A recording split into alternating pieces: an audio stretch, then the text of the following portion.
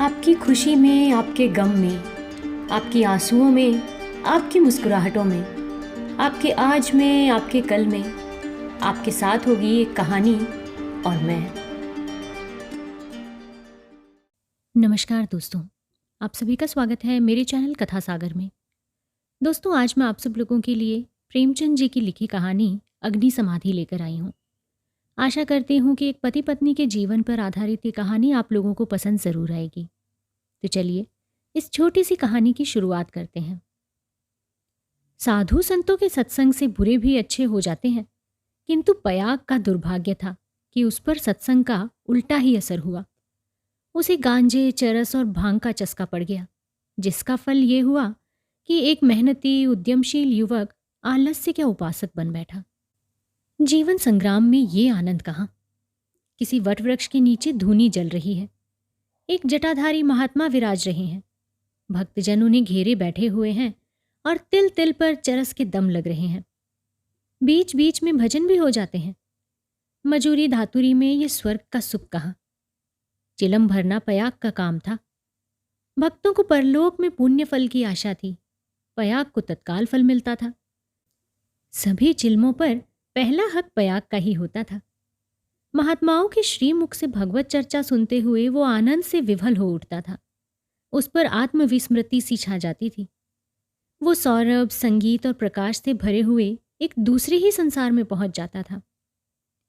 इसलिए जब उसकी स्त्री रुक्मिणी रात के 10-11 बज जाने पर उसे बुलाने आती तो पयाग को प्रत्यक्ष क्रूर अनुभव होता। संसार उसे कांटों से भरा हुआ जंगल सा दिखता, विशेषतः जब घर आने पर उसे मालूम होता कि अभी चूल्हा नहीं जला और चने चबेने की भी कुछ फिक्र करनी है। वो जाति का भर था। गांव की चौकीदारी उसकी मिरास थी। 2 रुपए और कुछ आने वेतन मिलता था उसे। वर्दी और साफा मुफ्त थे। काम था सप्ताह में 1 दिन थाने जाना, वहां अफसरों के द्वार पर झाड़ू लगाना, अस्तबल साफ करना, लकड़ी चीरना। पयाग रक्त की घूंट पी पी कर ये काम करता, क्योंकि अवज्ञा शारीरिक और आर्थिक दोनों ही दृष्टि से महंगी पड़ती थी। आंसू यूं पूछते थे कि चौकीदारी में यदि कोई काम था तो इतना ही, और महीने में 4 दिन के लिए 2 रुपए और कुछ आने कम न थे। फिर गांव में भी अगर बड़े आदमियों पर नहीं तो नीचों पर तो उसका रौब था। वेतन पेंशन थी, और जब से महात्माओं का संपर्क हुआ वो पयाग के जेब खर्च की मद में आ गया। अतः जीविका का प्रश्न दिनों दिन चिंतोत्पादक रूप धारण करने लगा। इन सत्संगों से पहले ये दंपति गांव में मजदूरी करता था। रुक्मिणी लकड़ियां तोड़कर बाजार ले जाती, पयाग कभी आरा चलाता, कभी हल जोतता, कभी पुर हाँकता। जो काम सामने आ जाए उसमें जुट जाता था। हंसमुख, श्रमशील, विनोदी, निर्द्वंद आदमी था, और ऐसा आदमी कभी भूखा नहीं मरता। उस पर नम्र इतना कि किसी भी काम के लिए मना नहीं करता था। किसी ने कुछ कहा और वो अच्छा भैया ये कहकर सीधा दौड़ा। इसलिए उसका गांव में मान था। इसी की बदौलत निरुद्यम होने पर भी 2-3 साल उसे अधिक कष्ट न हुआ। दोनों जून की तो बात ही क्या, जब महतो को ये रिद्धि न प्राप्त थी जिनके द्वार पर बैलों की 3-3 जोड़ियां बंधाती थीं, तो पयाग किस गिनती में था। हाँ, 1 जून की दाल रोटी में संदेह नहीं था, परंतु अब ये समस्या दिन ब दिन बदतर होती जाती थी। उस पर विपत्ति ये कि रुक्मिणी भी अब किसी कारण से उसकी पतिपरायणा उतनी सेवाशील, उतनी तत्पर न थी। ना ही उसकी प्रगल्भता और वाचालता में आश्चर्यजनक विकास होता जाता था। अतएव पयाग को किसी ऐसी सिद्धि की आवश्यकता थी जो उसे जीविका की चिंता से मुक्त कर दे और वो निश्चिंत होकर भगवत जन और साधु सेवा में प्रवृत्त हो जाए। एक दिन रुक्मिणी बाजार में लकड़ियां बेचकर लौटी तो पयाग ने कहा, ला कुछ पैसा मुझे दे दे, मैं थोड़ा दम लगाऊं। रुक्मिणी ने मुंह फेर कर कहा, दम लगाने की ऐसी चाट है तो तुम काम क्यों नहीं करते? क्या आजकल कोई बाबा नहीं है? जाओ जाकर चिलम भरो। पयाग ने त्योरी चढ़ाकर कहा, भला चाहती है तो पैसे दे दे, नहीं तो इस तरह तंग करेगी तो एक दिन मैं कहीं चला जाऊंगा, तब रोएगी बैठ के। रुक्मिणी अंगूठा दिखाकर बोली, रोए मेरी भला, तुम रहते ही हो तो कौन सोने का कौर खिला देते हो मुझे।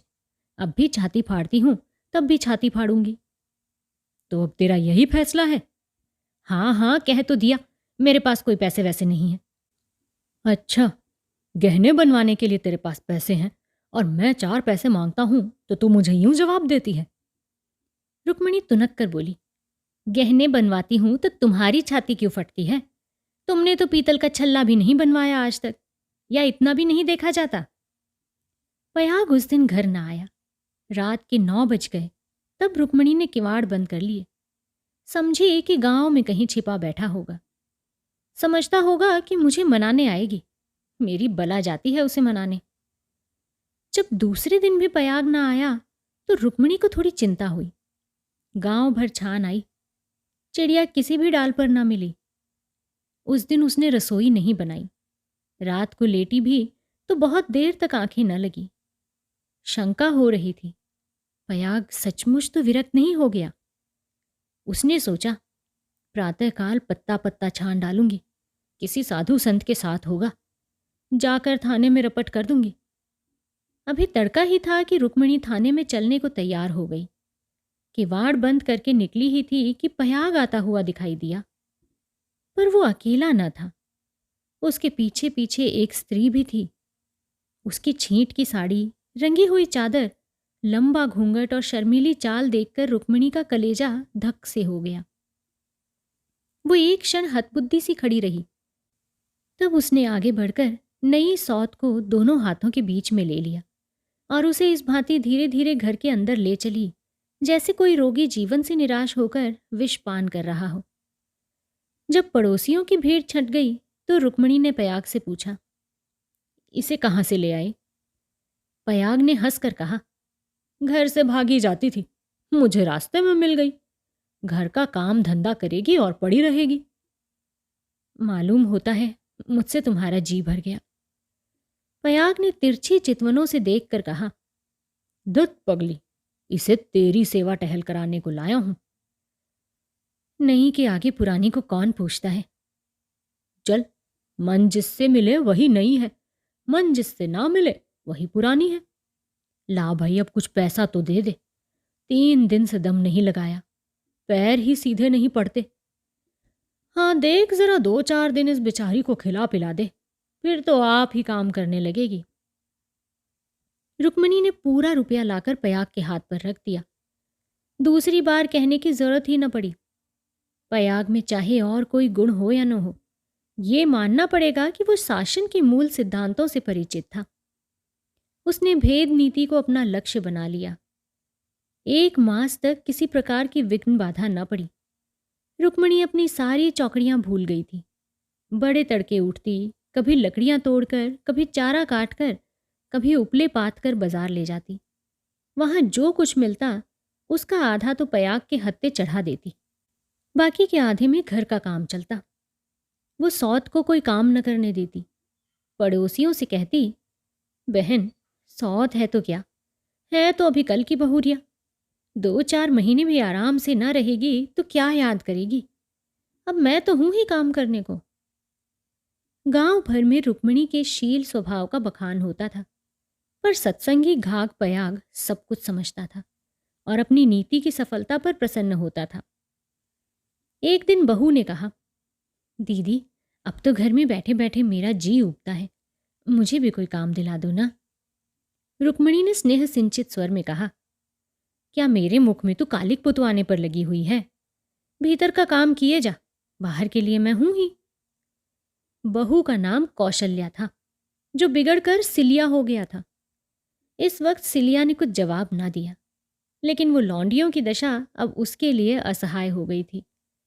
दिन भर वो घर का काम करते करते मर जाती थी, पर कोई पूछता न था। रुक्मिणी बाहर से 4 पैसे लाती है तो घर की मालकिन बनी हुई है। अब सिलिया भी मजूरी करेगी और इस मालकिन का घमंड तोड़ देगी। पयाग पैसों का यार है, ये बात उससे अब छिपी न थी।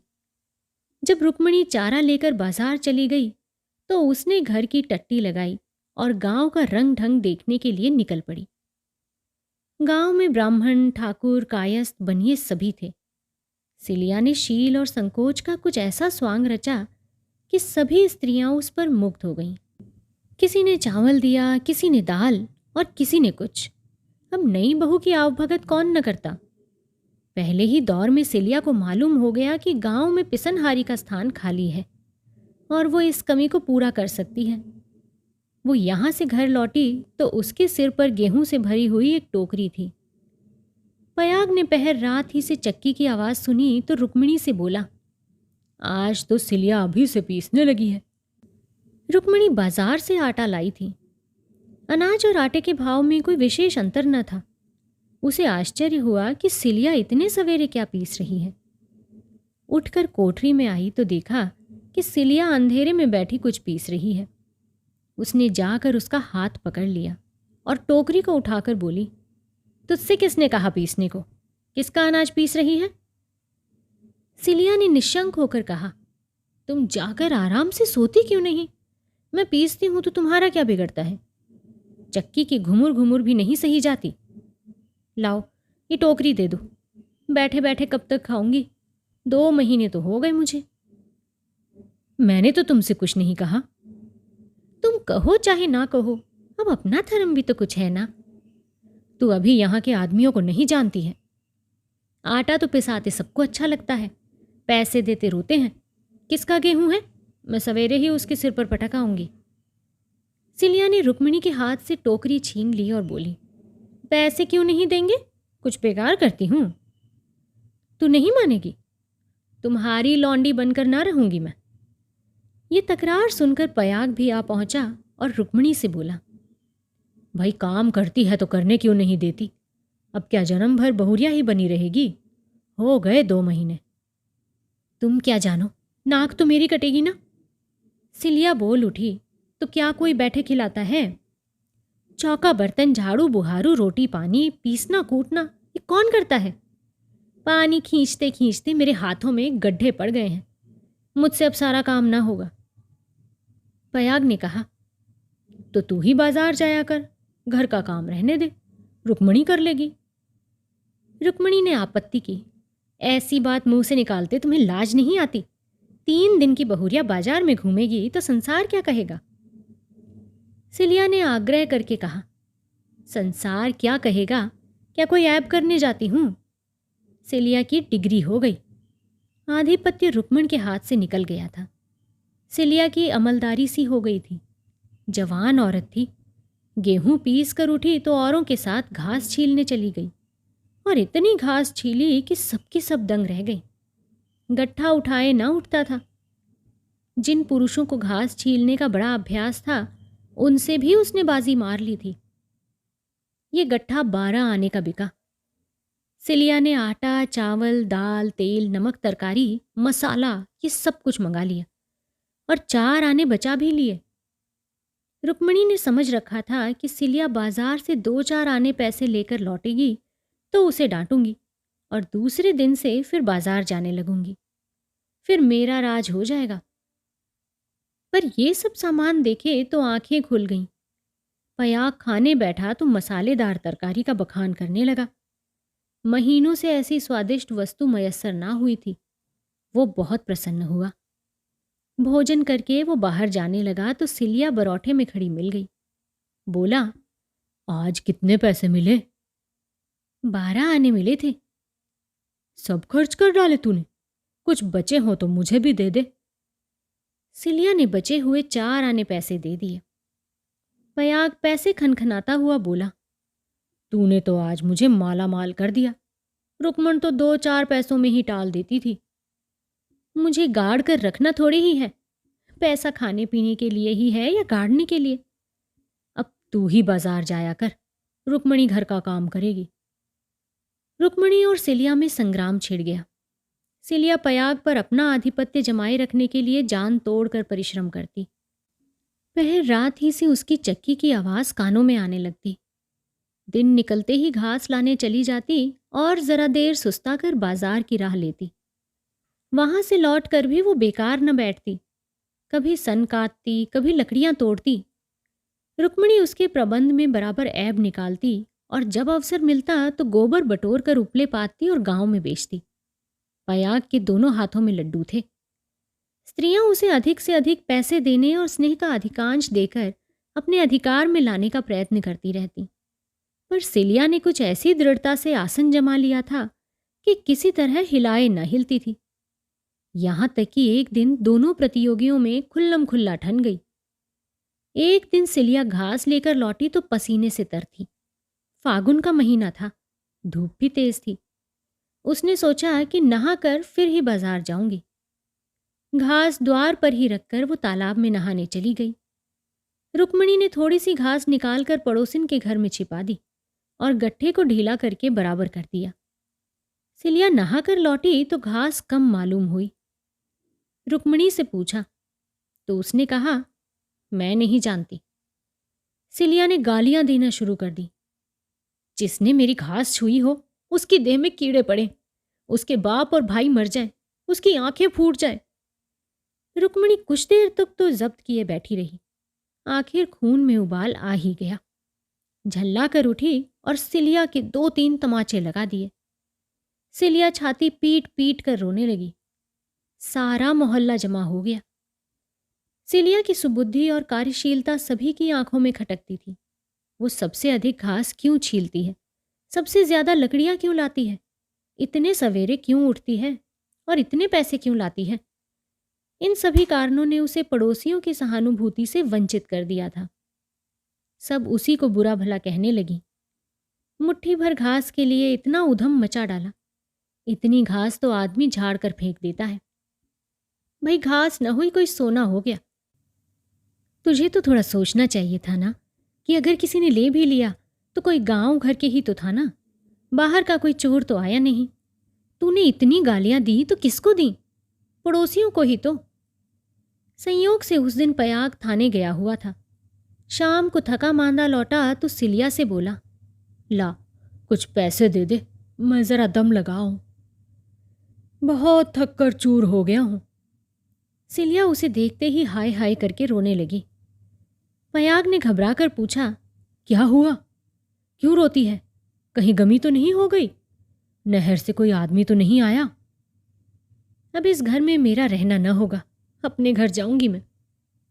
अरे कुछ मुंह से तो बोल, क्या हुआ? गांव में किसी ने गाली दी है? किसी ने गाली दी है क्या तुझे? घर फूंक दूं, उसका चालान करवा दूं? सिलिया ने रो रो कर सारी कथा कह सुनाई। पयाग पर आज थाने में खूब मार पड़ी थी। झल्लाया हुआ था। वो कथा सुनी तो देह में आग लग गई। रुक्मिणी पानी भरने गई थी। वो अभी घड़ा भी न रखने पाई थी कि पयाग उस पर टूट पड़ा और मारते मारते बेदम कर दिया। वो मार का जवाब गालियों से देती थी और पयाग हर एक गाली पर और झल्ला झल्ला कर मारता था। यहां तक कि रुक्मिणी के घुटने फूट गए, चूड़ियां तक टूट गईं। सिलिया बीच बीच में कहती जाती थी, वाह रे तेरा दीदा, वाह रे तेरी जुबान, ऐसी तो औरत ही नहीं देखी मैंने। औरत काहे को, डायन है डायन, जरा भी मुंह में लगाम नहीं है। किंतु रुक्मिणी उसकी बातों को मानो सुनती ही न थी। उसकी सारी शक्ति पयाग को कोसने में लगी हुई थी। पयाग मारते मारते थक गया, पर रुक्मिणी की जुबान न थकी। बस यही रट लगी हुई थी, तू मर जा, तेरी मिट्टी निकले, तुझे भवानी खाए, तुझे मिर्गी आए। पयाग रह रहकर क्रोध से तिलमिला उठता और आकर 2-4 लातें जमा देता। पर रुक्मिणी को अब शायद चोट ही न लगती थी। वो अपनी जगह से हिलती भर न थी। सर के बाल खोले जमीन पर बैठी इन्हीं मंत्रों का पाठ कर रही थी। उसके स्वर में अब क्रोध न था, केवल एक उन्मादमय प्रवाह था। उसकी समस्त आत्मा हिंसा कामना की अग्नि से प्रज्वलित हो रही थी। अंधेरा हुआ तो रुक्मिणी उठकर एक ओर निकल गई, जैसे आंखों से आंसू की धार निकल जाती है। सिलिया भोजन बना रही थी। उसने उसे जाते देखा भी, पर कुछ पूछा नहीं। द्वार पर पयाग बैठा चिलम पी रहा था। उसने भी कुछ न कहा। जब फसल पकने लगती थी तो 1.5-2 महीने तक पयाग को हार की देखभाल करनी पड़ती थी। उसे किसानों से दोनों फसलों पर हल पीछे कुछ अनाज बंधा हुआ मिलता था। माघ ही में वो हार के बीच में थोड़ी सी जमीन साफ करके एक मढ़ैया डाल लेता था और रात को खा पीकर आग, चिलम और तंबाकू चरस लिए इसी मढ़ैया में जाकर पड़ा रहता था। चैत के अंत तक उसका यही नियम रहता था। आजकल वही दिन थे। फसल पकी हुई तैयार खड़ी थी। 2-4 दिन में कटाई शुरू होने वाली थी। पयाग ने 10 बजे रात तक रुक्मिणी की राह देखी।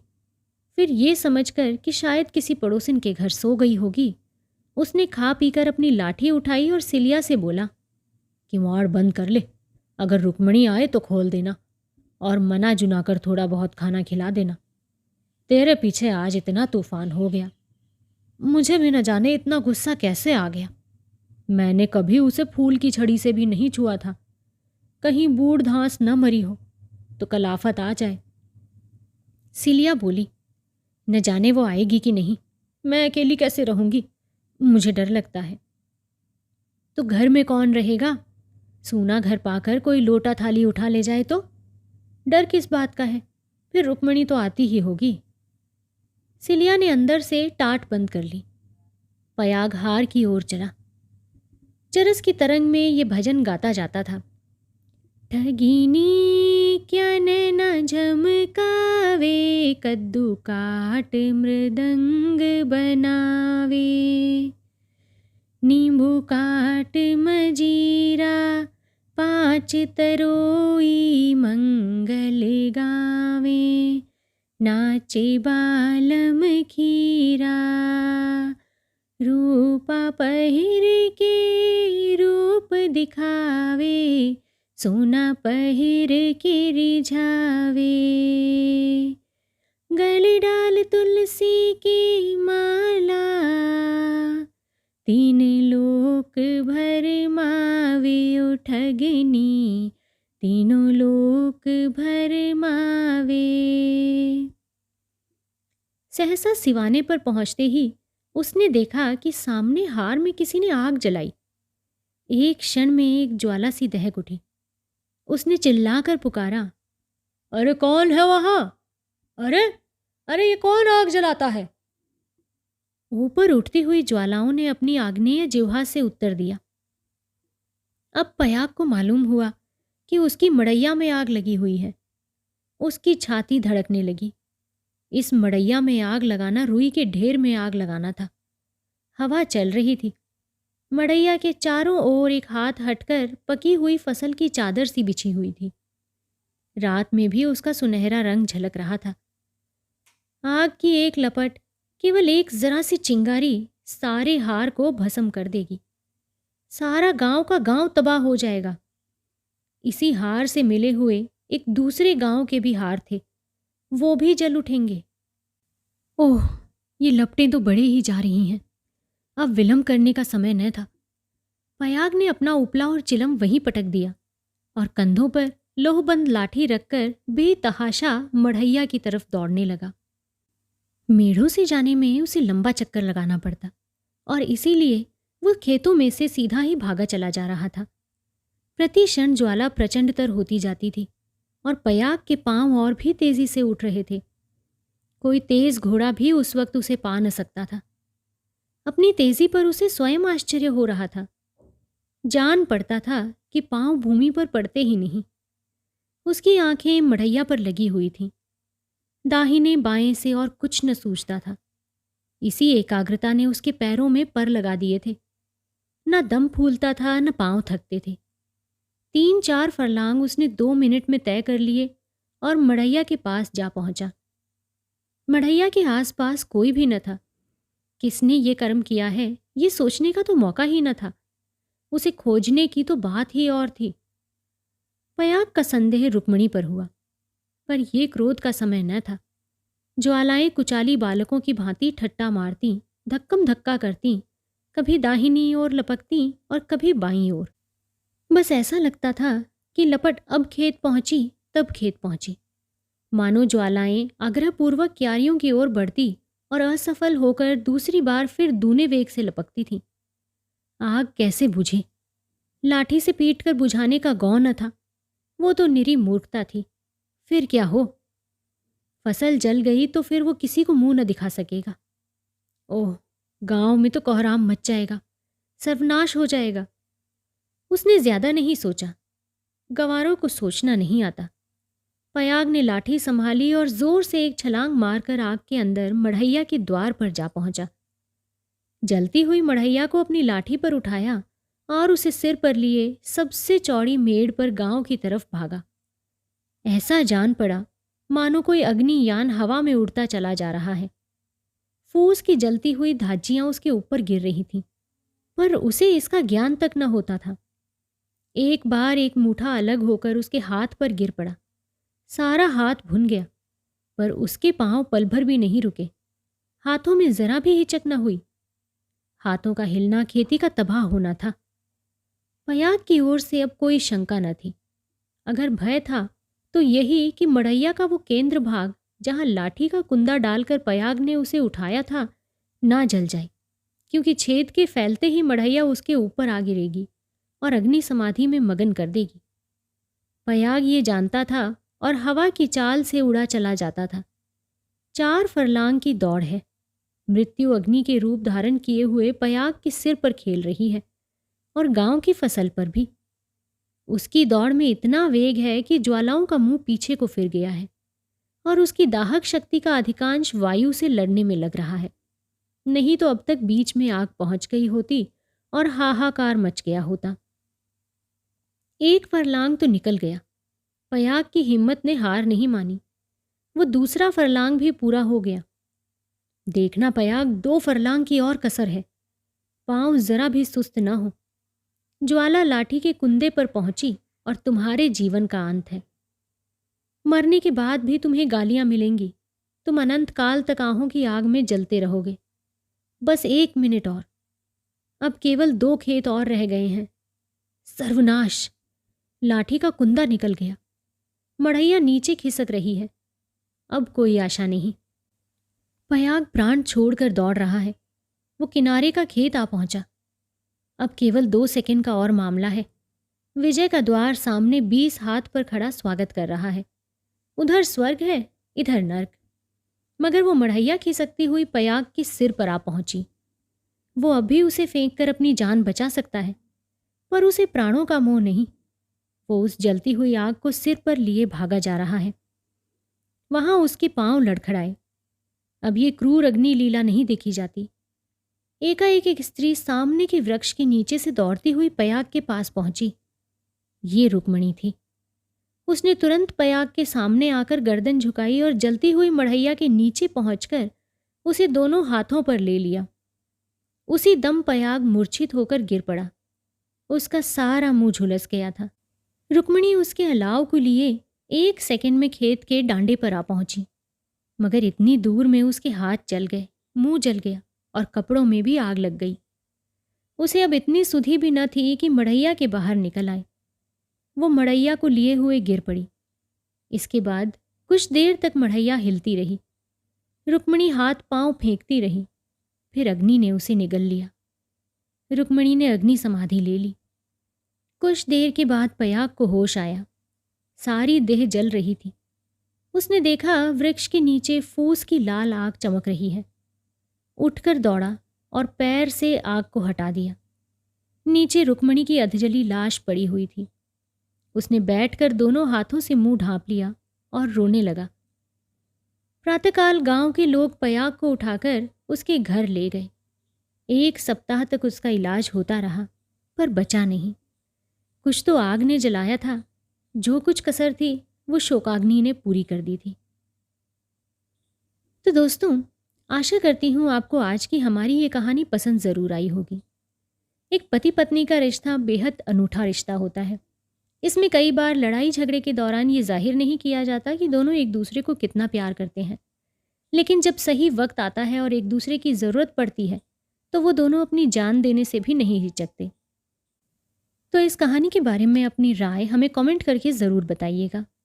जल्दी ही आपसे फिर से मुलाकात होगी एक नई कहानी के साथ। अगर मेरे इस चैनल पर कहानियों का वाचन पसंद आ रहा है तो इसे सब्सक्राइब ज़रूर कीजिएगा। तो चलिए दोस्तों, जल्दी ही मिलते हैं एक नई कहानी के साथ। तब तक आप अपना और अपने पूरे परिवार का ध्यान रखिए, खुश रहिए और स्वस्थ रहिए। नमस्कार।